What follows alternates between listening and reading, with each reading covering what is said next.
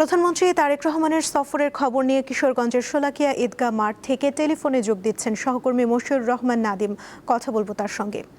নাদিম, প্রধানমন্ত্রীর সফর ঘিরে নেতাকর্মী ও সাধারণ মানুষের মাঝে উচ্ছ্বাস কেমন দেখছেন জানাবেন।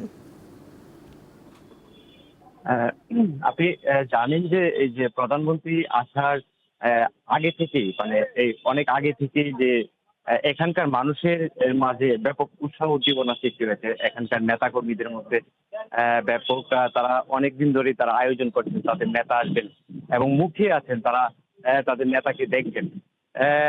আপনি অলরেডি জেনেছেন যে পাকুন্দিয়া যে চেয়ারম্যান গার্ড আছে, এই যে পাকুন্দিয়া চেয়ারম্যান ঘাটের পুরাতন যে ব্রহ্মপুত্র নদ আছে সেখানে কিন্তু অবমুক্ত করবেন, পুনঃ অবমুক্ত করবেন এবং সেখানে বিতরণও করবেন।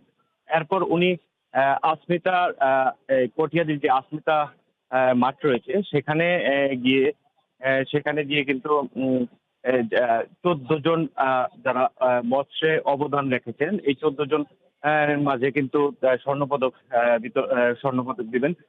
এরপর উনি চলে আসবেন শোলাকিয়া ঈদগাহ মাঠে। শোলাকিয়া ঈদগাহ মাঠে এখানে এসে কিছু উন্নয়নমূলক প্রকল্প আছে যেটা শোলাকিয়ার উন্নয়নের জন্য 16 কোটি টাকা বরাদ্দ করা হয়েছে। সেই 16 কোটি টাকা উন্নয়নমূলক প্রকল্প উদ্বোধন পাশাপাশি সেখানে বৃক্ষরোপণ কর্মসূচি করবেন। এখানকার যে ছাত্রদল আছে তাদের সাথে এটা করবেন। তারপর উনি চলে যাবেন কিশোরগঞ্জের যে পুরাতন স্টেডিয়াম আছে সেখানে। সেখানে গিয়ে কৃষক কার্ড, ফ্যামিলি কার্ড বা আদার্স যে কার্ডগুলো আছে সেই কার্ডগুলো বিতরণ করবেন। এবং ইমাম মসজিদের যে এ এ এ এ এ ভাতার যে বিষয়টা সেটা এখান থেকেই শুরু হবে। তারপর উনি সার্কিট হাউসে গিয়ে রেস্ট নিয়ে অ্যা ঢাকার উদ্দেশ্যে রওনা দিবেন।